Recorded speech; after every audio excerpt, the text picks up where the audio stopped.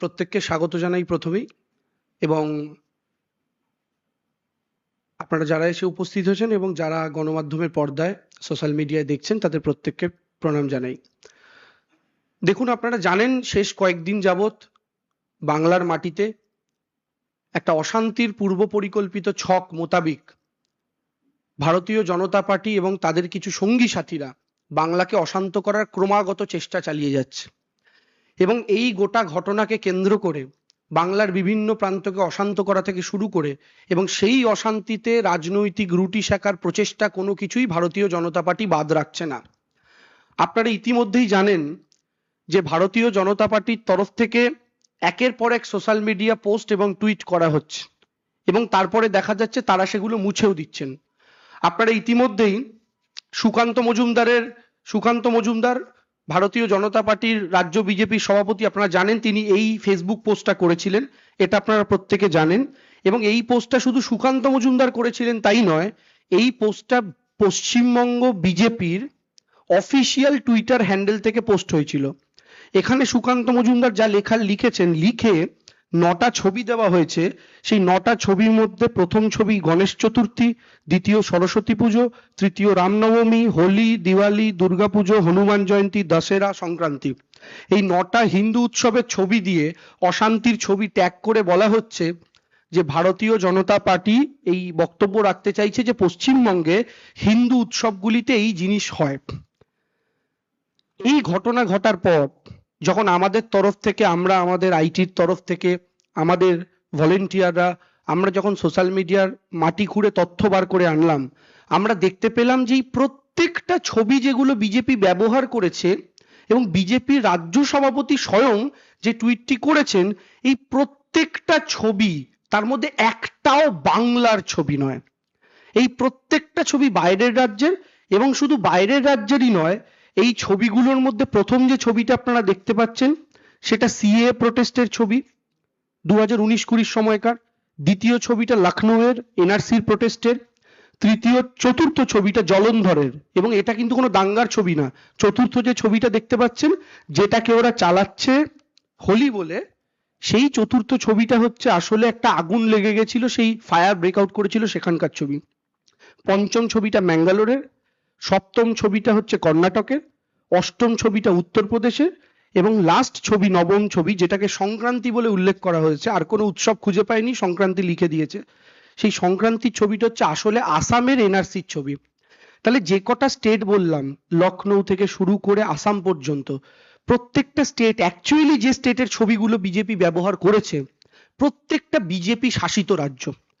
অর্থাৎ বিজেপি শাসিত রাজ্যের অশান্তির ছবি বাংলায় ব্যবহার করে পোস্ট করছেন স্বয়ং বিজেপির রাজ্যের সভাপতি। এই পোস্টটা ভাইরাল হওয়ার পর যখন সত্য সামনে আসলো, তখন সুকান্ত মজুমদার তার এই টুইটটি ডিলিট করেছেন। এখন আমার বিজেপির নেতাদের কাছে স্পষ্ট প্রশ্ন, সুকান্ত মজুমদারের কাছে স্পষ্ট প্রশ্ন, আপনি যদি এতটাই নিশ্চিত হবেন তাহলে এই টুইটটা ডিলিট করলেন কেন? আপনি এই টুইটটা ডিলিট করেছেন কারণ আপনি নিজেও জানেন আপনি মিথ্যের বেশাতি করছিলেন, আপনি নিজেও জানেন আপনি ফেক নিউজ ছড়াচ্ছিলেন। শুধু আপনি নন, দিল্লিতে বসে আপনাদের আইটি চিফ অমিত মালব্য, আপনার শুভেন্দু অধিকারী, প্রত্যেকে, এমনকি বিজেপির অফিসিয়াল হ্যান্ডেল থেকে মিথ্যাচার করা হচ্ছে।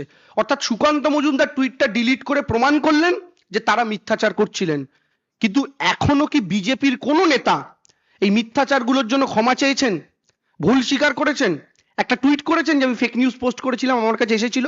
কেউ করেনি। কারণ এরা জানে এরা এই কায়দাতেই রাজনীতি করে, এবং 10টা মিথ্যে ছড়াতে গিয়ে যদি 4টে মিথ্যে ক্লিক করে যায়, তাহলে সেই মিথ্যের ওপর দাঁড়িয়ে তারা নতুন মিথ্যের রাজনীতি শুরু করবেন। একটা দুটো ধরা পড়ে গেছে, বাকিগুলো হয়তো ধরা পড়ে না। এটা হচ্ছে ভারতীয় জনতা পার্টি রাজনীতি। এবার আমি আপনাদের বলি, বাংলার মানুষ কিন্তু যথেষ্ট সচেতন মানুষ।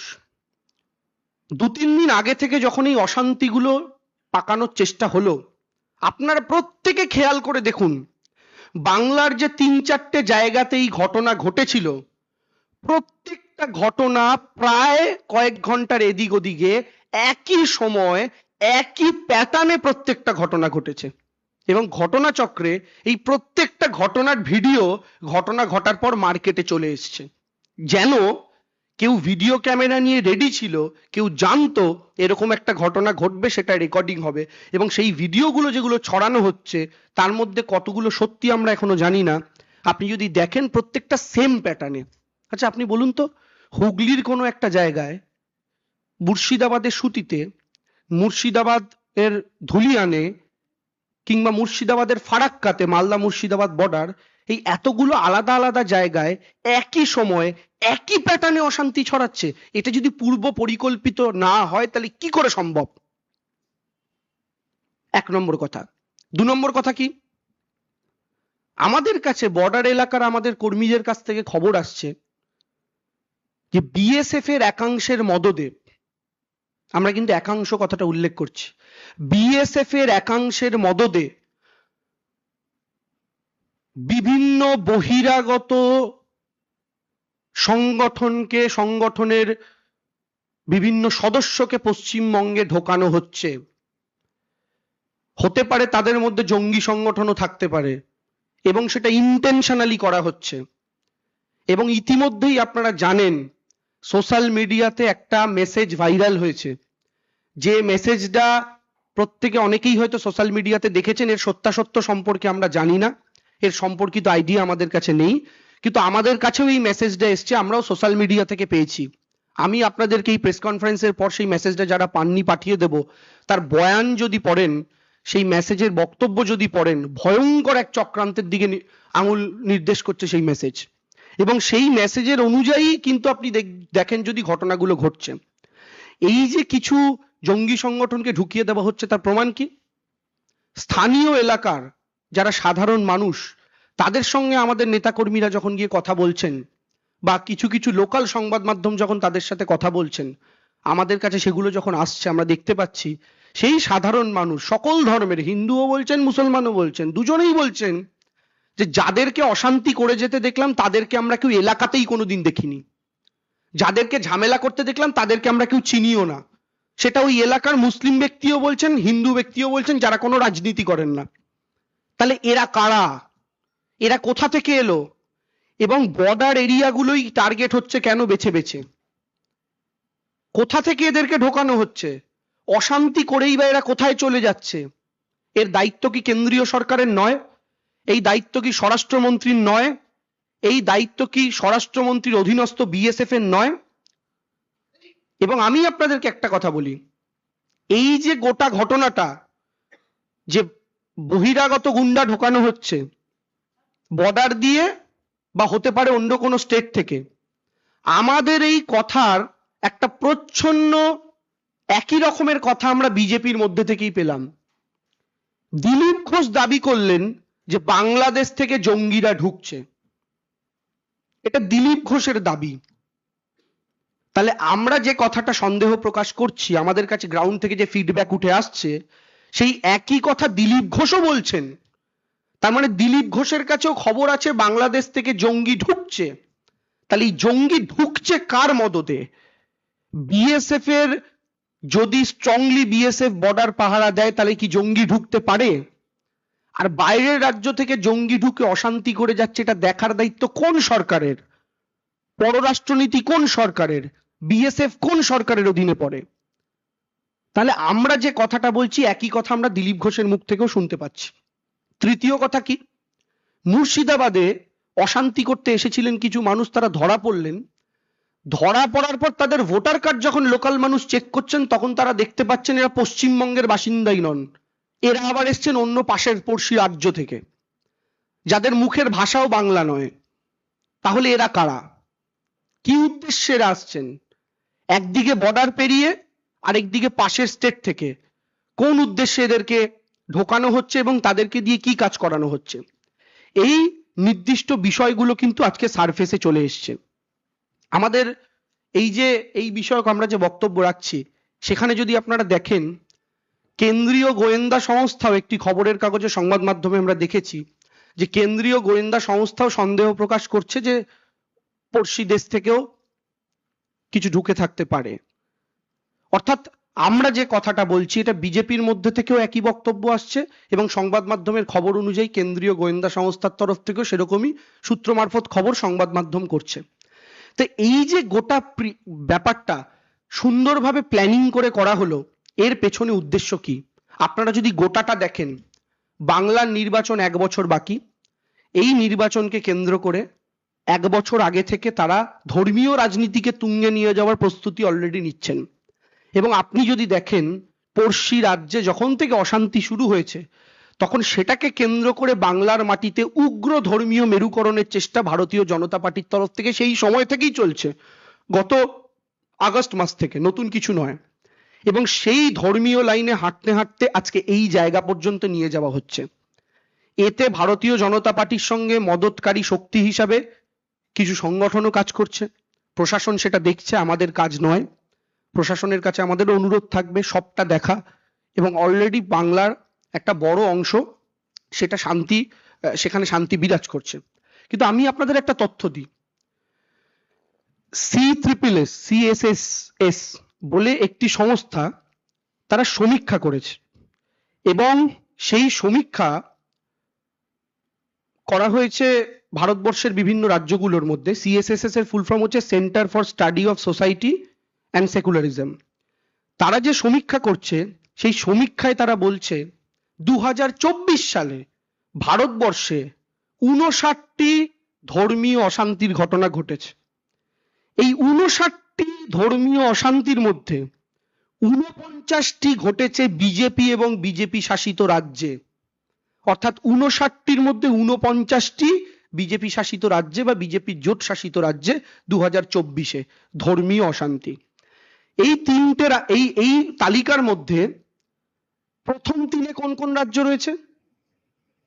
1 নম্বর রয়েছে মহারাষ্ট্র, তারপরে 2 এবং 3-এ রয়েছে বিহার এবং উত্তরপ্রদেশ। ধর্মীয় অশান্তির নিরিখে 2024-এ এই 3টে রাজ্যেই কাদের সরকার? এনডিএর সরকার। মহারাষ্ট্র, বিহার, উত্তরপ্রদেশ আপনারা খুব ভালো মতো জানেন। এবং 1 নম্বর এখানে অবশ্যই আছে মহারাষ্ট্র। এবং এই স্টাডি বলছে যে 2024 সালে দেশে ধর্মের নামে অশান্তি 2023-এর তুলনায় 84% বৃদ্ধি পেয়েছে। অর্থাৎ 2023 সালে যতগুলো ধর্মীয় অশান্তি দেশে হয়েছে, তার 84% বৃদ্ধি পেয়েছে 2024-এ। যে 84% যে বৃদ্ধি পেয়েছে, সেই টোটাল নাম্বার, তার টোটাল 59টা অশান্তির মধ্যে 49টাই বিজেপি শাসিত রাজ্যে। তাহলে পশ্চিমবঙ্গের দিকে যারা আঙুল তুলছেন, সেই ভারতীয় জনতা পার্টি উত্তর দেবেন যে আপনাদের শাসিত রাজ্যগুলোতে এই 80% ঘটনা আপনাদের শাসন করা রাজ্যগুলোতে কেন ঘটলো? পরবর্তী প্রশ্ন, পশ্চিমবঙ্গে আদালতের নির্দেশে সেন্ট্রাল ফোর্স নেমেছে। সেই সেন্ট্রাল ফোর্স নামার পর ভারতীয় জনতা পার্টি পশ্চিমবঙ্গ সরকারের দিকে আঙুল তুলে বলছে এটা স্টেট গভর্নমেন্টের ল অ্যান্ড অর্ডারের ফেলিওর, তাই নাকি সেন্ট্রাল ফোর্সকে নামতে হয়েছে। আমি যদি একই কথা জিজ্ঞেস করি, আমাদের পড়শি রাজ্য ত্রিপুরা, বিজেপির সরকার, সেখানে কেন সেখানকার স্টেট গভর্নমেন্টকে সেন্ট্রাল ফোর্স নামাতে হলো? বিজেপির বন্ধুরা উত্তর দেবেন। তার মানে কি ত্রিপুরা তো ল অ্যান্ড অর্ডার ফেল? ভারতীয় জনতা পার্টির তো আইন শৃঙ্খলা ফেল করেছে?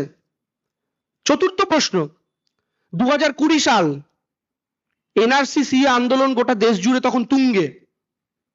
ঘটনাচক্রে সেই বছরই দিল্লিতে বিধানসভা নির্বাচন ছিল। আপনারা জানেন 2025-এ দিল্লিতে নির্বাচন হয়েছে, তার 5 বছর আগে 2020-তে ছিল। সেই 2020 দিল্লির বিধানসভা নির্বাচনের ঠিক প্রাককালে 10 দিন ধরে দাঙ্গায় দিল্লি স্তব্ধ হয়েছিল। 10 দিন ধরে।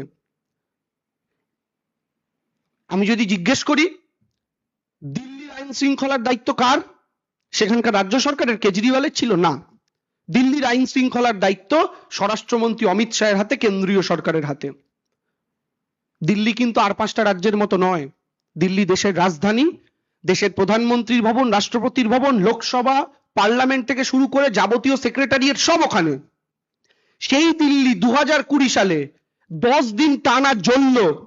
দেশের স্বরাষ্ট্রমন্ত্রী পদত্যাগ করেছিলেন, দেশের প্রধানমন্ত্রী পদত্যাগ করেছিলেন, তার নিজের বাড়ি যে সেক্রেটারিয়েটে তার সেই রাজ্যটা জ্বলছিল 10 দিন। কি অ্যাকশন নিতে পেরেছিল? দেশের রাজধানীর দাঙ্গা যারা থামাতে পারে না, তারা পশ্চিমবঙ্গের দিকে আঙুল তোলে। এবং শুধু সেই ঘটনাই নয়, ওই দিল্লির দাঙ্গা চলাকালীন 2020-তে বিজেপির তরফ থেকে 2 জন মণিরত্নের খোঁজ গোটা দেশের মানুষ তো চিনতেন, কিন্তু আরো বেশি করে কুখ্যাত হয়েছিলেন তারা। তার মধ্যে একজন দিল্লির বিজেপির এমপি, তার নাম কপিল মিশ্রা, ক্রমাগত দাঙ্গায় উস্কানি দেওয়া ভাষণ দিয়ে গিয়েছেন, একটা অ্যাকশন তার এগেনস্টে হয়নি। দ্বিতীয় কি, বর্তমানে দেশের মন্ত্রী, নরেন্দ্র মোদীর ক্যাবিনেটের সদস্য অনুরাগ ঠাকুর, তার সেই বিখ্যাত বক্তব্য, দেশকে গদ্দারো কো গোলি মারো বিপ বিপ বিপ, ওটা ওই সময় দিল্লি থেকে দেওয়া। একটা অ্যাকশন হয়েছে? অ্যাকশন তো দূরস্থ, উল্টে নরেন্দ্র মোদী কোলে বসিয়ে এখনো তাকে ক্যাবিনেটে রেখে দিয়েছেন। তাহলে 2020-তে 10 দিন দিল্লি জ্বললো যাদের হাতে, গোটা দেশের 59টা দাঙ্গার মধ্যে 49টা দাঙ্গা 2024-এ যাদের রাজ্যগুলোতে হলো, তারা পশ্চিমবঙ্গের দিকে আঙুল তুলছে। বাংলার মানুষ কি বুঝতে পারছে না দিল্লির নির্বাচনের প্রাক্কালে যারা 10 দিন দিল্লি জ্বালাতে পারে, তারা পশ্চিমবঙ্গের নির্বাচনের 1 বছর আগে পশ্চিমবঙ্গ জ্বালানোরও চেষ্টা করবে? এই জিনিস বাঙালি, বাংলার মানুষ আজকে বুঝতে পারছে। তাই ভারতীয় জনতা পার্টি যতই বিভিন্ন রকম ভাবে রাজনৈতিক ভাবে বক্তব্য রাখুক না কেন, এই জায়গা বাংলার মানুষ কখনোই পছন্দ করছেন না। এখন আসামে আজকের ঘটনা আপনাদেরকে বলি। বিজেপি রুলড স্টেট, আপনারা জানেন, বিজেপি শাসিত রাজ্য। সেখানে কাছাড়ে ওয়াকফ নিয়ে সমস্যা ছিল, সেখানে পুলিশের সাথে কিছু ধস্তাধস্তি হয়েছে, মারামারি হয়েছে, তো সেখানেও একটা অশান্তির পরিবেশ সৃষ্টি হয়েছে। তো বিজেপি শাসিত রাজ্যগুলোর দিকে আপনারা তাকিয়ে দেখুন, একই জিনিস ঘটছে। এবার পশ্চিমবঙ্গের ক্ষেত্রে যে প্ল্যান বিজেপি ছকে ছিল, সেই প্ল্যান ওয়াইজ তারা এক্সিকিউট করার চেষ্টা পুরো দমে করেছে। কিন্তু thanks to the administration of West Bengal, Mamata Bandyopadhyay প্রশাসন, রাজ্যের পুলিশকে অসংখ্য ধন্যবাদ, যে তারা 90% জায়গা 24 ঘন্টার মধ্যে নিয়ন্ত্রণ এনেছিলেন, এবং ধুলিয়ান আরো কিছু কয়েক ঘন্টার মধ্যে নিয়ন্ত্রণে চলে এসছে।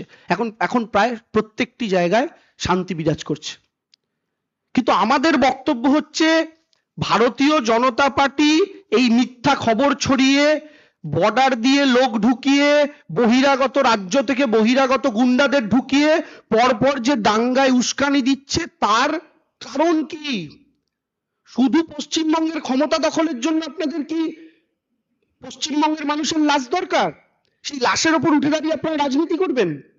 যে মেসেজটি ইতিমধ্যে সোশ্যাল মিডিয়ায় ভাইরাল, সেই মেসেজের বক্তব্য যদি আপনারা দেখেন, প্রত্যেকের গা শিউরে উঠবে। এই মেসেজে ছোট বস বড় বস বলে দুজনকে অভিহিত করা হচ্ছে, কারা আমরা জানি না। সেই ছোট বসের নির্দেশে নাকি এই সমস্ত কিছু হচ্ছে, তার প্ল্যানে নাকি এই সমস্ত কিছু হচ্ছে। এবং সবচেয়ে বড় কথা, এই প্ল্যানিং এর মধ্যে সবটা রয়েছে, যে কিভাবে করতে হবে, কোন ধর্মের মানুষের ডেড বডি বেশি করে দরকার, কোন ধর্মের মানুষের বেশি করে মৃত্যু চায় ভারতীয় জনতা পার্টি, এই সব কিছু সেখানে উল্লিখিত রয়েছে। তো এই জায়গা থেকে দাঁড়িয়ে আমরা বাংলার মানুষের কাছে বলতে চাই যে তারা যেন প্রত্যেকে শান্তি বজায় রাখেন। সোশ্যাল মিডিয়ায় যা দেখছেন সেটাকে কেউ বিশ্বাস করবেন না। আজকে আমি আপনাদের একটা কথা বলি, ভারতীয় জনতা পার্টির থেকে প্রচার করা হচ্ছিল, এবং তারা প্রচার চালাচ্ছিল যে একটি ঘটনা, সেই ঘটনা আপনারা যদি দেখেন, এক সেকেন্ড, এই ঘটনায় বিজেপির বিভিন্ন সোশ্যাল মিডিয়ার লোকজন মিলে প্রচার চালাচ্ছে যে তৃণমূলের এমএলএ মনসুর মোহাম্মদ দিমির ফ্রম ওয়েস্ট বেঙ্গল, তিনি নাকি পুলিশ অফিসারদের মারছেন, পুজোর ডিউটিতে যারা ছিলেন, ইত্যাদি ইত্যাদি, এগুলো প্রচার চালালো। পরবর্তীকালে কি জানা গেল জানেন? এই যে এমএলএটার কথা বলা হচ্ছিল, যে তিনি আসলে 2018 সালে মিরাটের তৎকালীন কাউন্সিলর বিজেপির মনীষ চৌধুরী, যিনি রেস্টুরেন্টে ঢুকে পুলিশকে মারছিলেন। অর্থাৎ বিজেপি শুধু নিজের রাজ্যের দাঙ্গার ছবি বাংলার বলে চালাচ্ছে তাই নয়, বিজেপি নিজের কাউন্সিলরের পুলিশ পেটানোর ছবিও তৃণমূলের এমএলএ এর পুলিশ পেটানোর ভিডিও বলে চালাচ্ছে। এই হচ্ছে ভারতীয় জনতা পার্টি। মানে নিজেরা কত কুকীর্তি করলে সেই কুকীর্তিগুলোর ভাগ লোককে দিয়ে তার ক্রেডিটটা লোকের ঘাড়ে দেওয়া যায়। কত কুকীর্তি একজনের ব্যাংকে জমা থাকলে। এটা হচ্ছে ভারতীয় জনতা পার্টি। তো সেই জায়গা থেকে দাঁড়িয়ে আমাদের সাথে দীনেশ বাজাজও আছেন, তিনি হিন্দিতে তার বক্তব্য রাখবেন। কিন্তু তার আগে বাংলার সমস্ত মানুষকে আমরা অনুরোধ করব, বিজেপির এই ট্র্যাপে কেউ পা দেবেন না, প্রত্যেকে শান্তি বজায় রাখুন। এটা শুধু জেনে রাখবেন, যখন এরকম অশান্তি হয় তখন কিন্তু বিজেপি নেতাদের ছেলেদের গায়ে, সন্তান সন্ততিদের গায়ে স্পর্শ হয় না। অমিত শাহের ছেলে আজকে বিসিসিআই এর চিফ, এই কোন একটা সেক্রেটারি হয়ে বসে আছেন। বিজেপির অর্ধেক নেতা মন্ত্রীদের ছেলে কেউ লন্ডনে, কেউ আমেরিকায় পড়াশোনা করছে, আর আমার আপনার ঘরের ছেলে মেয়েগুলোকে ধর্মীয় অশান্তির কাজে লেলিয়ে দিচ্ছে এই ভারতীয় জনতা পার্টি। আমরা যেন এদের ট্র্যাপে পা না দিই। অশান্তিতে কিন্তু কেবল রক্ত ঝরে সাধারণ মানুষের, কেবল কোল খালি হয় সাধারণ মায়ের। আপনাদের আমাদের সাধারণ মানুষের যত ক্ষতি হবে বিজেপির তত আনন্দ হবে, কারণ যেন তেন প্রকারেণ বিজেপি এই রাজ্য জিততে চায়, যেন তেন প্রকারেণ বিজেপি বাংলা জিততে চায়। আর সেই বাংলা জিততে গেলে তারা জানে বাংলার যে সাম্প্রদায়িক সম্প্রীতির শক্ত মেরুদণ্ডটা, সেটাকে পাথর মেরে মেরে, সেটাকে হাতুড়ি মেরে মেরে ভাঙতে হবে। সেটা যতদিন না ভাঙতে পারছো ততদিন বাংলা দখল করতে পারবেন না। কিন্তু আমাদের রাজ্যে একজন মমতা বন্দ্যোপাধ্যায় আছে, বিজেপির জন্য শেষ দেওয়াল। বিজেপি ভারতবর্ষের সব রাজ্য দখল করে ফেলতে পারে, কিন্তু পশ্চিমবঙ্গে তারা এর আগে 4বার মুখ থুবড়ে পড়েছে, 2026-এ পঞ্চমবারের জন্য ভয়ঙ্কর ভাবে মুখ থুবড়ে পড়বে। এর আগেও তো কম চেষ্টা হয়নি। 2024-এর আগে সন্দেশখালির মতো একটা গোটা ড্রামা তৈরি করা হলো। পরবর্তীকালে যেটা প্রকাশ পেয়ে গেল যে বিজেপি কিভাবে 2000 টাকা করে দিয়ে কিভাবে স্টিং অপারেশনের মাধ্যমে পুরোটা বেরিয়ে এসছে, আপনারা দেখেছেন। এবং সেই স্টিং অপারেশনের বক্তব্য বিজেপির মন্ডল সভাপতি রেখেছেন, তৃণমূলের কেউ নয়। ফলে যে জিনিসটা 24-এর আগে সন্দেশখালি করতে চাইছিল, আবার 2026-এর আগে এই সুতি, ফারাক্কা ইত্যাদি জায়গা থেকে বিজেপি শুরু করলো। কিন্তু বাংলার মানুষ ঐক্যবদ্ধ আছে, বাংলার পুলিশ প্রশাসন অ্যালার্ট আছে, বাংলার পাহারাদার মমতা বন্দ্যোপাধ্যায় প্রস্তুত আছে। এই জিনিস ভারতীয় জনতা পার্টি যতই চেষ্টা করুক তারা বাংলার মাটিতে সফল হবে না। আর এই প্রেস কনফারেন্স থেকে স্পষ্ট দাবি থাকলো, সুকান্ত মজুমদার, তার এগেনস্টে তো যা লিগ্যাল অ্যাকশন হওয়ার হবে, তিনি যে মিথ্যা খবর ছড়িয়েছেন আইনের আওতায় তার হিসেব হবে। সেটা প্রশাসনের মতো করে কি করবে আমরা সেটা বলতে পারবো না, কিন্তু প্রচুর সাধারণ মানুষও শুনলাম এই নিয়ে কমপ্লেন করছেন। কিন্তু রাজনৈতিক এথিক্সের জায়গা থেকে সুকান্ত বাবু এবং শুভেন্দু বাবু দায় নিয়ে, যেহেতু স্টেট বিজেপির হ্যান্ডেল থেকে এই মিথ্যা ছবি প্রকাশ হয়েছিল, এই প্রেস কনফারেন্স থেকে আমরা দাবি জানাচ্ছি সুকান্ত বাবু এবং শুভেন্দু বাবু মিথ্যা খবর প্রচারের জন্য বাংলার মানুষের কাছে টেলিভিশন ক্যামেরার সামনে হাত জোড় করে ক্ষমা চান, যে আমরা বিজেপি শাসিত রাজ্যগুলোর অশান্তির ছবি বাংলার বলে চালিয়েছি, মিথ্যা বুঝতে পেরে আমরা নিজেরা পোস্ট ডিলিট করেছি, আমরা হাত জোড় করে ক্ষমা চাইছি। এটা বলে বাংলার মানুষের কাছে ক্ষমা চান। আর যদি ক্ষমা না চাইতে পারেন তাহলে বাংলার মানুষ বুঝবে আপনাদের মেরুদণ্ড বলে কিছু নেই। বাদবাকি দীনেশ বাবু তিনি হিন্দিতে এই যে গোটা বক্তব্য সেটা রাখবেন, আমি তাকে বাকি বক্তব্য রাখার জন্য অনুরোধ করছি।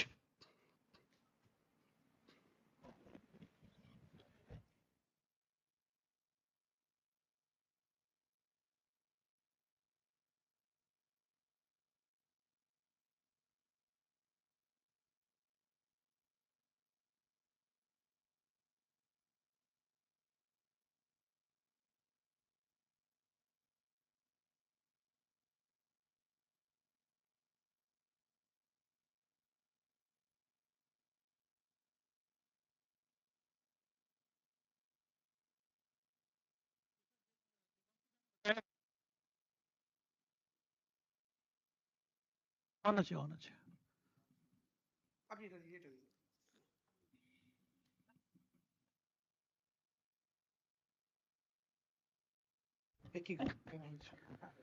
जैसा देवांशुदा ने बताया आप सबको कि पश्चिम बंगाल एक शांतिप्रिय राज्य है, जहां पर एक किसी भी तरह से एक सांप्रदायिकता का एक फुसफुस छोड़ करके आपस में भेदभाव कर करके दंगा लगाने की चेष्टा की जा रही है। किंतु हमारी जो नेत्री हैं, यहाँ की जो मुख्यमंत्री हैं ममता बनर्जी, उनके नेतृत्व में हम सब एक थे, एक हैं और एक रहेंगे। ऐसा कहीं भी नहीं हो सकता है। ये कुछ स्वार्थी तत्व हैं, चाहे वो हिंदू हो चाहे मुसलमान हो, जो झगड़ रहे हैं वो कुछ स्वार्थी तत्व हैं, उनका कोई जाति से लेना देना नहीं है। उन लोगों को काम में लगा करके इस तरह का कराया जा रहा है। अभी जो इन्होंने बताया, आज सुबह से एक वीडियो बहुत वायरल हुआ है, वो है मेरठ का, कि दिखाया गया पश्चिम बंगाल का। आप उसमें अगर सुनेंगे, उसमें जो गालियां दी गई हैं वो बंगाल में ऐसे कोई गाली देता नहीं है, हिंदी में गाली दी गई है। उसकी पूरी खोज तहकीकात की गई, मालूम चला कि मेरठ का 2018 का वीडियो है, पश्चिम बंगाल का एमएलए बोल के उसको चलाया जा रहा है। दुर्भाग्य की बात है, और ये कोई आश्चर्य की बात नहीं है। यूपी के जो एक हमारे फ्लाईओवर, माँ फ्लाईओवर का विज्ञापन को दे दिया गया था, पर वो दिखा कि कितना डेवलपमेंट हुआ है। तो ये यूपी और बीजेपी के लिए कोई बड़ी बात नहीं है कि कुछ भी कर सकते हैं। अब तो एआई भी आ गई है, तो आप किसी का चेहरा, किसी की आवाज़ कुछ भी निकाल सकते हैं। हम सब शांति में रहते हैं। जितना अमन चैन शांति यहाँ बंगाल में है, कहीं पे नहीं है। हम तो सारे विश्व में घूमते हैं। हमारा समाज, पूरा समाज, हम चाहे बंगाली हों, बिहारी हों, यूपी के हों, राजस्थान के हों, गुजरात के हों, सब हम एक हैं और एक साथ हैं, एक साथ रहेंगे। और दीदी के नेतृत्व में हम सब सुरक्षित हैं। यहाँ पर हम व्यापार कर रहे हैं, उद्योग कर रहे हैं, हमारा घर परिवार व्यापार है। आज भी रात को 12 बजे हमारे घर की लड़कियां, बच्चियां, वाइफ सब रात को सिनेमा देखने जा सकती हैं। क्या यूपी के किसी राज्य में या अन्य किसी राज्य में जा सकती हैं जहाँ डबल इंजन की सरकार है? अभी इन्होंने बताया कि 59 घटनाएं घटी हैं, 2024 में दंगे हुए हैं, उसमें से 49 घटनाएं बीजेपी के शासित राज्यों में हुई है। टॉप पर महाराष्ट्र है, सेकंड में बिहार है, 3 में यूपी है। तो हम नहीं चाहते वैसी कोई अशांति यहाँ पे हो, कभी हो, और न होगी। हमें विश्वास है, हमारी जनता के ऊपर विश्वास है हमें पूरा। तो आप सब निश्चिंत रहें। हमारी जनता से यही निवेदन है, किसी ये जिस प्रकार से वीडियो वायरल किए जा रहे हैं, आप लोग भी फॉरवर्ड करने के पहले एक बार चेक कर लीजिए कि इसका इफेक्ट क्या है, उसके बाद फॉरवर्ड कीजिए। खाली हिंदुत्व का चश्मा लगा के नहीं देखें। अपने हिंदू मुसलमान सब एक हैं, एक है, एक थे, एक रहेंगे। जो बात करते हैं सेक्युलरिज्म की, हम सेक्युलर हैं, इसमें कोई डाउट नहीं है कि मैं हिंदू हूँ, किंतु हमारे लिए सारा धर्म सबका सम्मान करते हैं। दीदी हमेशा बोलती हैं, धर्म जिसका जिसका हो सकता है, उत्सव सबका होता है। हम ईद भी मनाते हैं, हम रामनवमी भी मनाते हैं, हनुमान जयंती भी मनाते हैं। हम सब एक साथ रहते हैं और एक साथ रहेंगे आगे भी। यही आपसे सबसे हमारा, आपके माध्यम से इस समाज को, भारत पश्चिम बंगाल के लोगों को यही हमारा एक संवेदना और प्रार्थना देते हैं, प्रार्थना करते हैं कि सब कोई हमारे साथ रहें, शांति से रहें, जैसे थे वैसे रहें, मिल के रहें, एकजुट होकर रहें। अपने सब इसका मुकाबला करेंगे। धन्यवाद। এবার কিছু প্রশ্ন থাকলে করতে পারেন। আমি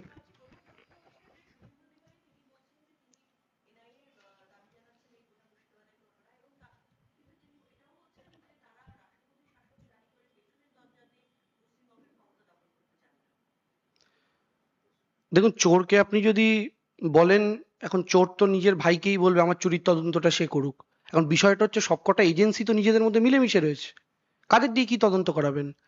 এনআইএ কে দিয়ে তো ভারতীয় জনতা পার্টি তাদের রাজনৈতিক স্বার্থ সিদ্ধির কাজ করায়। 2021-এর পর থেকে তৃণমূলের সব নেতার পেছনে এনআইএ লাগিয়ে দিয়েছেন। 2024-এ আমি যখন ব্যক্তিগতভাবে তমলুকে নির্বাচনে লড়তে গেছি, আমাদের ওখানকার প্রায় সব নেতার পেছনে এনআইএ লাগানো আছে। তো এনআইএ দিয়ে হবেটা কি? চক্রান্ত তো আপনারা করেছেন। আপনাদের চক্রান্তে তো গোটা ভারত সরকার সামিল, গোটা ভারত সরকারের এজেন্সিগুলো সামিল, গোটা ভারত সরকারের অর্গানগুলো সামিল, তার সঙ্গে যুক্ত হয়েছে আপনাদের পার্টি, এবং আপনারা সঙ্গে নিয়েছেন আরো কিছু ছোট ছোট অর্গানাইজেশনকে। তো ফলে স্বাভাবিকভাবে এনআইএ তদন্ত করে আলটিমেটলি কিছু লাভ নেই। রাজ্য পুলিশ যথেষ্ট, রাজ্য পুলিশ এই চক্রান্তের পর্দাফাশ করবে, সবটা বের করে আনবে। এবং আপনারা তো কিছু বিশেষ মাদুলি পড়ে আছেন, যে মাদুলিগুলোর জন্য বিশেষ করে শুভেন্দু বাবু কথায় কথায় একটা নিরাপত্তা বেষ্টনীর মধ্যে চলে আসেন, আইনি নিরাপত্তা বেষ্টনী। সেই মাদুলিগুলো যেদিন আপনার হাত থেকে খুলে পড়বে, সেদিন শুভেন্দু বাবু সবার প্রথম ব্যক্তি যিনি জেলের ভেতরে যাবেন। শুভেন্দু অধিকারী এটা বলছেন যে শামসেরগঞ্জ সুতি সহ মেডিয়াবুরুজ বন্দর এরকম 50টা কনস্টিটিউয়েন্সি রয়েছে যেখানে জেহাদিরা হিন্দুদের ভোট দিতে দেবে না, এবং সেই কারণে শুভেন্দু অধিকারী বলছেন যে ভোটের সময় প্রেসিডেন্সিয়াল রুল সেখানে ইমপ্লিমেন্ট করা হোক, প্যারামিলিটারি দিয়ে ইলেকশন করা হোক, ইলেকশন কমিশন এই দায়িত্ব নিক, এই নির্দেশ দিক। না, বিশেষ করে উনি যেটা বলছেন যে 50%-এর কম যেখানে হিন্দু ভোটার রয়েছে সেখানে মানে রাষ্ট্রপতি শাসন জারি করে ভোট করা হোক। প্রথম কথা হচ্ছে, শুভেন্দু বাবু এবং ভারতীয় জনতা পার্টি তাদের চাইতে বড় জঙ্গি রাজনৈতিক সংগঠন ভারতবর্ষের দ্বিতীয়টা নেই।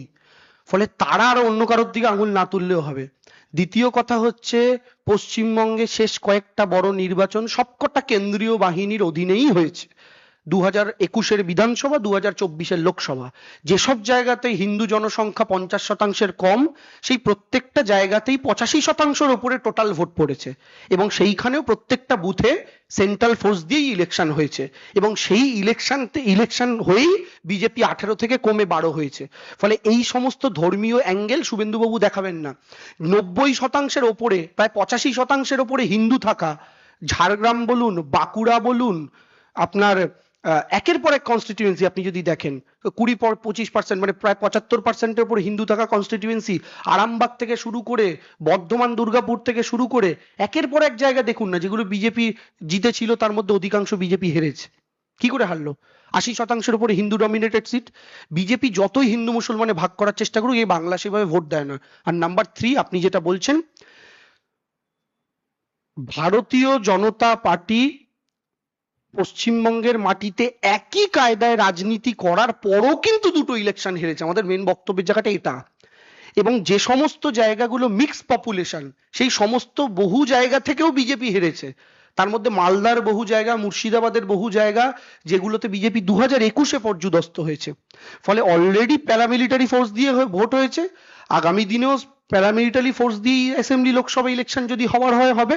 তৃণমূল কংগ্রেসের এতে কিছু যায় আসে না, বরং আমরা এই যত প্যারামিলিটারি ফোর্স দিয়ে যত বেশি দফাতে আপনারা ভোট করেছেন, আপনি দেখুন 16-এ যত দফায় ভোট হয়েছে তার চেয়ে বেশি দফায় ভোট হয়েছে 21-এ, তৃণমূলের সিট বেড়েছে। তার চেয়ে আরো বেশি দফায় ভোট হয়েছে 2024-এ, তৃণমূলের সিট আরো বেড়েছে। ফলে আমাদের এসবে পলিটিক্যালি এসব বলে আমাদেরকে হুমকি দেওয়ার কিছু নেই, চিন্তা বিজেপিকে করতে হবে। কোথাও সীমান্তের উপর থেকে লোকজনকে নিয়ে আসা হচ্ছে, নদী জঙ্গলকে ঢোকানো হচ্ছে, সব ঠিক আছে। তুমি এটাও বললে যে রাজ্যের আরো অনেক জায়গায় একই সময় হয়েছিল, কিন্তু সেখানে রাজ্য প্রশাসন আরো কাজ করেছে 24 ঘন্টাকে নিয়ন্ত্রণে নিয়ে। সেখানে তাহলে কি সেখানকার পুলিশ বা ইন্টেলিজেন্স ফেল করে যাবে? দেখুন, ইন্টেলিজেন্স ফেলের কথা আমি পুরোপুরি করেছে বলতে পারবো না, কারণ আপনিও জানেন না, আমিও জানি না যে বিজেপির এই 4টে জায়গার বদলে 40টা জায়গার প্ল্যানিং ছিল কিনা। তো আমি আপনি জানি না। আমাদের কাছে যা খবর, বিজেপির 40-50টা জায়গায় একই কায়দায় করার কথা ছিল। আর যদি ইন্টেলিজেন্স ফেলিওর হয়ে থাকে তাহলে 40টা কমে 4 হতো না, অর্থাৎ 36টা জায়গায় আমরা আটকাতে পেরেছি ইন্টেলিজেন্সের দৌলতেই। এখন বিষয়টা হচ্ছে যে 4-5টা জায়গাতেও হয়েছে তার মধ্যেও 24 ঘন্টার মধ্যে সরকারের তরফ থেকে, অ্যাডমিনিস্ট্রেশনের তরফ থেকে ফুল কন্ট্রোল আমরা এস্টাবলিশ করতে পেরেছি, শান্তি এস্টাবলিশ করতে পেরেছি। ধুলিয়ানের ক্ষেত্রে ব্যাপারটা 6-7 ঘন্টারও সময় লেগেছে। স্বাভাবিকভাবে সমস্ত জায়গা তো একই রকম ভাবে যে কন্ট্রোল করা যাবে তা নয়। এবং আরো বড় কথা হচ্ছে, ধুলিয়ানের ক্ষেত্রে আপনি যদি দেখেন, আমি তৃণমূল কংগ্রেসের তরফ থেকে প্রেস কনফারেন্স করছি, তাই আমি আমার দলের জায়গা থেকে যদি বলি, পলিটিক্যালি সেই জায়গায় কিন্তু শেষ নির্বাচনে কংগ্রেস জিতেছে। ওটা শামশেরগঞ্জ বিধানসভা, যেটা মালদা দক্ষিণ লোকসভার অংশ, যেখানকার এমপি হচ্ছেন ঈশা খান চৌধুরী। এবং আপনি যদি তার পাশের লোকসভা মালদা উত্তর দেখেন, সেটা বিজেপির জেতা। ফলে স্বাভাবিকভাবেই তৃণমূল কংগ্রেস শেষ লোকসভা নির্বাচনে সেখানে খুব একটা ভালো ফল করেনি, আবার বিধানসভায় আমরা ভালো ফল করেছিলাম। ফলে রাজনৈতিকভাবেও আমরা আমাদের মতো করে সমস্ত জায়গা কন্ট্রোল করার চেষ্টা করেছি। কিন্তু ধুলিয়ানের ক্ষেত্রে যেহেতু রাজনৈতিকভাবে আমরা কন্ট্রোল বাকি জায়গাগুলো করেছি, ধুলিয়ানের ক্ষেত্রে আমরা পলিটিক্যালি করেছি। কিন্তু শেষ নির্বাচনে ওখানে যেহেতু কংগ্রেস কিছুটা শক্তি অর্জন করেছে, আমরা এটা গ্যারেন্টি দিয়ে বলতে পারবো না যে এই কনস্পিরেসির অংশ তাদের কাউকে বিজেপি ব্যবহার করেনি। তৃতীয় বিষয়টা যেটা, সেটা হচ্ছে ধুলিয়ানের ক্ষেত্রে ওখানকার যিনি বিজেপির প্রার্থী ছিলেন শামশেরগঞ্জের, সুতির যিনি বিজেপির প্রার্থী ছিলেন, তাদের এগেনস্টেও কিন্তু কিছু কিছু খবর আমাদের কাছে উঠে আসছে যে তারাও এই কনস্পিরেসিতে কোনো একটা পার্ট তাদেরও রয়েছে। তো এটাও আমাদের প্রশাসনের কাছে অনুরোধ থাকবে দেখার। ফলে আলটিমেটলি সরকারের তরফ থেকে 100% জায়গায় কন্ট্রোল করার চেষ্টা করে, সেখানে 99% জায়গা আমরা 24 ঘন্টাতেই করে ফেলেছিলাম, আর 1% জায়গায় 5-6 ঘন্টা বেশি লেগেছে, কিন্তু ফাইনালি আমরাই করতে পেরেছি।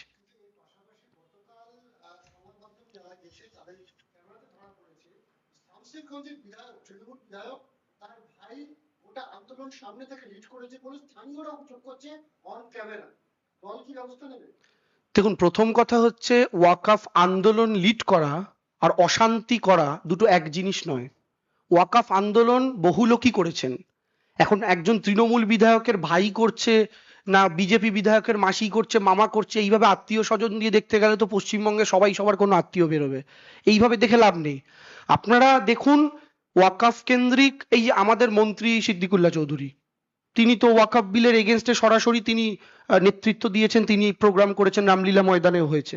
তো তিনি সেটা তার অর্গানাইজেশনের তরফ থেকে করেছেন, এটা তো তৃণমূলের মন্ত্রী হিসাবে বা তৃণমূলের নেতা হিসাবে করেননি। তো সেই জায়গা থেকে দাঁড়িয়ে কোনো বিধায়কের ভাই কিভাবে কোন মিছিলকে লিড করলেন, এটা ম্যাটার করে না। ম্যাটার করছে যে ওই মিছিলগুলোর মধ্যে কারা ঢুকে অশান্তি করলো, যাদেরকে লোকাল মানুষও চিনতে পারছেন না।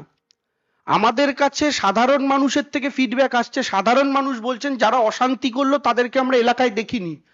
মিছিলের 2-4জন সামনের লোককে হয়তো চেনা লাগছে, কিন্তু সেখান থেকে যারা অশান্তি করে চলে গেল সেই মানুষগুলোকে আমরা কোনোদিন এলাকায় দেখিনি। এটা সেই এলাকার মুসলিমও বলছেন, সেই এলাকার হিন্দুও বলছেন। তো এরা কারা? এরা কি করে এত সহজে চলে গেল? তাহলে কি পাশের বর্ডারকে ব্যবহার করা হলো? এদেরকে এসকেপ রুট করে দেওয়া হলো, তাহলে এদেরকে ঢোকালোই বা কারা, মদত কাদের, আর বেরোতেই বা হেল্প করলো কারা? এই ঘটনার জন্যই তো আমরা এই প্রশ্নগুলো তুলছি। হাল খাতা করবে, আর আমি বাংলার হাল ফেরানোর খাতা করবো। দেশের হাল ফেরাতে গিয়ে যারা দেশের সর্বনাশ করে দিয়েছে তারা বাংলার হাল ফেরানোর কথা বলছেন। আমরা তো একটু আগে তথ্য দিলামই যে 2024-এ গোটা দেশের টোটাল 59টা দাঙ্গার মধ্যে 49টা দাঙ্গা বিজেপি শাসিত রাজ্যে হয়েছে, যেটা প্রথম মহারাষ্ট্র, দ্বিতীয় বিহার, তৃতীয় উত্তরপ্রদেশ, তিনটেই বিজেপি রুল স্টেট। তাহলে এই স্টেটগুলোর হাল ফেরাতে পারেননি, বাংলার হাল ফেরাবেন বলছেন? ত্রিপুরার তো হাল ফেরাচ্ছেন নাকি 2018 সাল থেকে, আজকে 25 সাল, 19, 20, 21, 22, 23, 24, 25, 7 বছর হয়ে গেছে। ত্রিপুরাতে কেন সেন্ট্রাল ফোর্স নামাতে হলো? ত্রিপুরা হাল ফেরাতে পারেননি? শুনুন, সিপিএমও স্লোগান তুলেছিল ফেরাতে হাল ফিরুক লাল, আর শুভেন্দুবাবু এখন স্লোগান তুলছেন হাল ফেরাতে হাল খাতা ইত্যাদি ইত্যাদি। কিন্তু বাংলার মানুষ জানেন যে তাদের হাল 2011 সালের পর থেকে কিভাবে শুধরেছেন মমতা বন্দ্যোপাধ্যায় এবং তার সরকার। ফলে স্বাভাবিকভাবেই শুভেন্দু বাবুদের এই রাজনীতি আলটিমেটলি, আমি তো আবার বলি যে শুভেন্দু অধিকারী যত এরকম কথা বলেন আমাদের জন্য ভালো। শুভেন্দু অধিকারী আমাদের জন্য খুব পজিটিভ একজন ক্যারেক্টার, উনি বিজেপিতে থাকুন এভাবেই, উনি এভাবেই মুখ খুলুন, উনি এভাবেই এসব কথা বলুন। উনি যত মুখ খুলেছেন বিজেপির 4টে করে এমএলএ কমেছে, উনি যত মুখ খুলেছেন বিজেপি 18 থেকে 12-এ নেমে এসছে। আমি বারবার বলি শুভেন্দু বিজেপিতে জয়েন করার পর শনি, রাহু, কেতু সব দশা বিজেপিতে যুক্ত হয়েছে। 2020 ডিসেম্বর পর্যন্ত যে বিজেপি ছিল তার পারফরমেন্স আপনারা দেখুন, 40% ভোট, বাংলায় 18টা সিট। আর 2020 ডিসেম্বরে কেউ একজন বিজেপিতে যোগ দিল, রাহু, কেতু, শনি সব সঙ্গে করে নিয়ে। তারপরে 21-এর ইলেকশন, 121 আসনে লিড থাকা বিজেপি 77, তারপরে 24-এর ইলেকশন, 18টা সিট থাকা বিজেপি 12। ফলে শুভেন্দুবাবু আরো মুখ খুলুন, আপনি যত উগ্রতার সঙ্গে বাংলার রাজনীতিতে কাজ করবেন বাংলার মানুষ তত আপনাকে রিজেক্ট করবে। কারণ বাংলার মানুষ শ্রী চৈতন্যের বাংলা এটা, এবং বিবেকানন্দের বাংলা, রামকৃষ্ণদেবের বাংলা। এই বাংলার প্রত্যেকটা হিন্দু বাঙালির ঘরে আপনি মা শারদা, রামকৃষ্ণদেব বা বিবেকানন্দের একটা করে ছবি পাবেনই, এমনকি নাস্তিকদের ঘরেও পাবেন। বাংলা এই কালচারে বিশ্বাসী। ফলে এখানে আপনার এই উগ্র চিৎকারের ধর্মীয় হানাহানির রাজনীতি বাংলায় আনতে চাইলে বাংলা কোনোদিন সেটা গ্রহণ করবে না। বিরোধীরা বারবার যেটা অভিযোগ করছে যে মালদা, মুর্শিদাবাদ সহ এই রাজ্যের মৌলবাদী যারা গোষ্ঠী রয়েছে তাদের সম্পূর্ণ নিয়ন্ত্রণ এখন সিমি, পিএফআই সহ আনসার টিমের মতন জঙ্গি সংগঠনের হাতে চলে গেছে। এটা প্রথম কথা হচ্ছে, যদি আমি তো প্রথমেই বললাম বিজেপির সঙ্গে তারা আরো কিছু অর্গানাইজেশনকে ইউজ করেছে, সেটা কারা আমরা বলতে পারবো না, এটা প্রশাসন দেখছে, এটা আমাদের দলের কাজ নয়। প্রশাসনের কাছে আমাদের অনুরোধ, যারা যারা যুক্ত তাদেরকে খুঁজে বার করুন। কিন্তু বিষয়টা হচ্ছে শুভেন্দু বাবু যে এই কথাগুলো বলছেন, রাজ্য সরকার তো রাজ্য সরকারের মতো করে তদন্ত করছেন। তো কেউ যদি ভারতবর্ষকে অশান্ত করতে চায় এমন কোনো সংগঠন থেকে থাকে, তাহলে সেই সংগঠনগুলো নিয়ে তো ক্র্যাকডাউন করার অধিকার কেন্দ্রীয় সরকারেরও রয়েছে। তাদের তো একটা গোটা এনআইএ রয়েছে, যেটা নিয়ে তারা তৃণমূলকে রাজনৈতিকভাবে টাইট করতে চান, কোন রাজ্যে কংগ্রেসকে চান, কোন রাজ্যে এসপি কে চান। তো সেই জায়গা থেকে দাঁড়িয়ে আপনাদের কেন্দ্রীয় ইন্টেলিজেন্স কি করছে, আপনাদের সেন্ট্রাল এজেন্সি গুলো কি করছে? যদি দেশ বিরোধী কোনো সংগঠন আপনার মনে হয় কাজ করছে দেশের এগেনস্টে, সেটার এগেনস্টে তো ক্র্যাকডাউন করার দায়িত্ব কেন্দ্র সরকারেরও। রাজ্য তো রাজ্যের মতো করে অলরেডি করছে। বহু জায়গা থেকে কলকাতা পুলিশের স্পেশাল ইনভেস্টিগেশন টিম এর আগে বহু জায়গা থেকে এরকম দেশ বিরোধী শক্তিকে গ্রেফতার করেছে যারা দেশের ক্ষতি করে। কিন্তু আপনারা কি করছেন? রাজ্য সরকার রাজ্য সরকারের মতো তদন্ত করছে, প্রশাসন প্রশাসনের মতো করে করছে। এর পেছনে যে যে শক্তি আছে প্রত্যেককে ধরা হবে। আজ আইএসএফ এর যারা কর্মী সমর্থক তাদেরকে পুলিশ বাধা দেয়, লাঠি চালায়। তার বক্তব্য যে এই গোটাটা টিএমসি এবং আইএসএফ এর মধ্যে ঘটা। 2021 সালের বিধানসভা নির্বাচনের জাস্ট 3 মাস আগে বিজেপির কোলে একটা ফুটফুটে সন্তান জন্মগ্রহণ করলো, নাম আইএসএফ। বাংলায় তৃণমূল ক্ষমতায় আছে 2011 সাল থেকে। হঠাৎ করে 2021-এর বিধানসভা নির্বাচনের আগে আইএসএফ বলে এই নতুন প্রোডাক্টটা লঞ্চ করলো কারা? আইএসএফ মেন কোন ধর্মের মানুষকে টার্গেট করে রাজনীতি করছিল, কোন ধর্মের মানুষকে ফোকাস করে রাজনীতি করছিল? বিজেপির উদ্দেশ্য কিভাবে ভোট ভাগাভাগি রাজনীতি করা? অন্যান্য রাজ্যে বিজেপি সিমিলার কোন কোন অর্গানাইজেশন কি ইউজ করে, এটা বাংলার মানুষ খুব ভালো মতো জানেন। আইএসএফ বিজেপির প্রোডাক্ট, এবং বিজেপি সিপিএম এর সাথে যে সেটিংটা 2019-এ করেছিল, যার বিনিময়ে সিপিএম তার 30% ভোট বিজেপিতে ট্রান্সফার করে, সেই সেটিং এরই লার্জার অংশ, এক্সটেন্ডেড পার্ট হলো আইএসএফ বলে একটা অর্গানাইজেশনের জন্ম দেওয়া, যে অর্গানাইজেশন ক্রমাগত উস্কানিমূলক বক্তব্য রাখবে, একটা ধর্ম নিয়ে পলিটিক্স করবে, বিজেপি তার কাউন্টার করে পোলারাইজেশন কাউন্টার পোলারাইজেশনের খেলা হবে। এবং সিপিএম এর সাথে 2019-এ যে চুক্তিটা হয়েছিল তার এক্সটেন্ডেড পার্ট হিসাবে সিপিএম কে অনুরোধ করা থাকবে যে ভাই তোমরা কিন্তু এদেরকে জোটে সঙ্গী নিও। আর আপনি বলবেন দেবাংশু এটা তো একটা গল্প, এর প্রমাণ কি? এর প্রমাণ খুব সহজ, যে সিবিআই ইডি সব পার্টির নেতাদের গ্রেফতার করে সিপিএম বাদ দিয়ে। এখন কোন লাড্ডুর কোথায় সেটিং হয়েছে এটা তো ওপেন মানে সিক্রেট, এটা প্রত্যেকে জানেন। ফলে আইএসএফ থেকে শুরু করে এই সমস্ত অর্গানাইজেশন গুলো বিজেপির সৃষ্টি, বিজেপির মদতে চলে। এবং পশ্চিমবঙ্গে শুধু আইএসএফ নয়, গোটা ভারতবর্ষে অন্যান্য বিরোধীদের ভোট কাটাকাটির অঙ্কের জন্য আরো অনেক এরকম অর্গানাইজেশন বিজেপি তৈরি করে রেখেছে।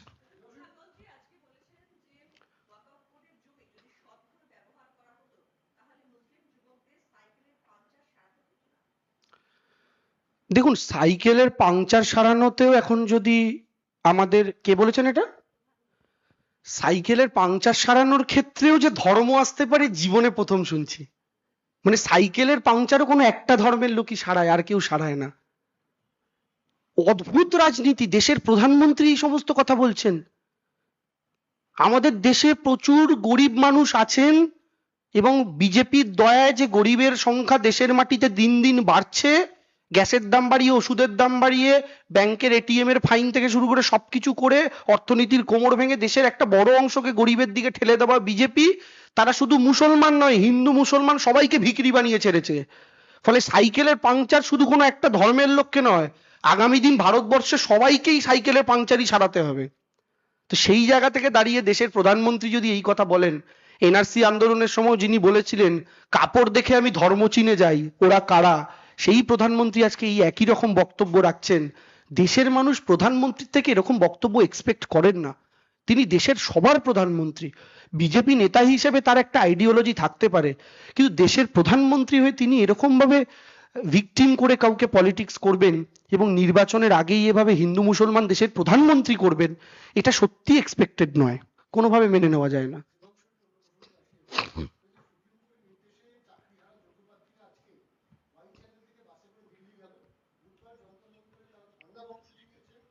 একই সঙ্গে সুপ্রিম কোর্টের কাছে ফের এই যে অর্ডার সেটা যাতে পুনর্বিবেচনা করে তার আবেদন জানাবে, কি বলবেন? এটাই তো সঠিক স্টেপ। যেখানে ঘটনা ঘটেছে, যারা ঘটনা ঘটিয়েছে তাদের ওখানে গিয়ে করো। এবং ওয়াকাফ নিয়েও যে প্রতিবাদ হচ্ছে তাদের কাছেও আমাদের আবেদন থাকবে এই একইভাবে, যে এই বিল পাশ করেছে কেন্দ্রের সরকার, আমরা এই বিলের বিরুদ্ধে। এই প্রতিবাদ আন্দোলনের মেন মুখ অভিমুখ হওয়া উচিত দিল্লি, আমাদের সবার। আপনারা জানেন 100 দিনের টাকা যখন দিল্লি আটকে দিয়েছিল, আমাদের দলই অভিষেক বন্দ্যোপাধ্যায়ের নেতৃত্বে আমরা দিল্লিতে গিয়ে প্রোগ্রাম করেছিলাম। তো প্রবলেম যেখান থেকে, প্রোগ্রামটা তো সেখানে করতে হবে। তো স্বাভাবিকভাবে তারা সঠিক জায়গাতে গেছেন। প্রবলেম দিল্লিতে আমি কেন বলেছি আপনারা সবাই বুঝতে পারছেন, এটা আলাদা করে এক্সপ্লেন করার দরকার নেই। আশা করি তারা তাদের ন্যায্য জায়গাটা তাদের মতো করে আন্দোলন করতে পারবেন। আর রাজ্য সরকার তো রাজ্য সরকারের মতো করে হার্ড অ্যান্ড সোল চেষ্টা করছে, সমস্ত রকম ভাবে চেষ্টা করছে। মমতা বন্দ্যোপাধ্যায়কে, চাকরি প্রার্থীদের মমতা বন্দ্যোপাধ্যায়কে কাছে পাওয়ার জন্য কিন্তু কালীঘাটের সামনে গিয়ে ধর্ণা দিতে হয়নি, নবান্নের সামনে গিয়ে ধর্ণা দিতে হয়নি। জাজমেন্ট আসার একদিনের মধ্যে স্বয়ং মুখ্যমন্ত্রী তাদের কাছে হাজির হয়ে গিয়েছেন। ফলে স্বাভাবিকভাবেই সরকার কতটা আন্তরিক, মুখ্যমন্ত্রী কতটা আন্তরিক, এগুলো থেকেই বোঝা যায়। যে আন্দোলন রয়েছে সেই কর্মসূচিতে এবার এসএফআই বা এসআই এর সমর্থন তারা বলছে চালিয়ে আমার চাকরিহারাদের কাছে অনুরোধ, দয়া করে সিপিএম কে কোনো আন্দোলনের সঙ্গে নেবেন না। ওরা যে আন্দোলনে যায় তার সর্বনাশ করে দেয়। আরজি কর নিয়ে সাধারণ মানুষ প্রতিবাদ করছিলেন, সিপিএম ঢুকে এমন রাজনৈতিক মোড়ক দিল, গোটা ব্যাপারটা পলিটিসাইজ তারাই করে দিল। সব জায়গাতে সিপিএম এর কাজই হচ্ছে যে কোনো আন্দোলনকে পলিটিসাইজ করে দেওয়া। তো স্বাভাবিকভাবে চাকরিহারাদের কাছে অনুরোধ থাকবে, কোনো রাজনৈতিক দলকে আপনারা এটার মধ্যে এন্ট্রি দেবেন না। যারা আজকে ওই হাতির দেখানোর দাঁত এক, খাওয়ার দাঁত এক, এই সিপিএম আজকে আপনাদের মিষ্টি হাসি হাসছে, কিন্তু সিপিএম এর স্বভাবই হচ্ছে হেসে পিঠে হাত রেখে ছুরিটা মারা। এই সিপিএম এর নেতারাই আপনাদের চাকরি খাওয়ার জন্য দিনের পর দিন ছুটেছে। বিকাশ রঞ্জন ভট্টাচার্যের মতো লোক চিৎকার চেঁচামেচি করে বলেছেন যে আমি এদের চাকরি খাবো। অভিজিৎ গাঙ্গুলির মতো লোক তারা তমলুকের মিটিং থেকে স্টেজে দাঁড়িয়ে বলছেন এদের চাকরি খেয়েছি, কিছুক্ষণ বেঁচে গেছে, কদিন পর মরে যাবে। তো এই বক্তব্যগুলো যারা রেখেছে তাদেরকেই যদি আপনারা অ্যালাউ করেন আপনাদের সঙ্গে, তাহলে স্বাভাবিকভাবে আপনাদের ক্ষতি করেছেন যারা, তারাই আরো উৎসাহিত হবেন, তারাই ভাববেন যে এদের ক্ষতি করার পরও এরা আমাদের সঙ্গে নিয়ে চলতে চাইছে। ফলে প্রত্যেকের কাছে অনুরোধ, যারা চাকরিহারা, আপনারা দয়া করে যে রাজনৈতিক দলগুলো আদপে আপনাদের ক্ষতি করতে চেয়েছে, যারা আপনাদের এই চাকরি যাওয়ার পেছনে মূল দায়ী, দয়া করে তাদেরকে আপনাদের সঙ্গে নেবেন না। ঠিক আছে, ধন্যবাদ সকলকে। হ্যাঁ, ও আচ্ছা, ছবি তোলো।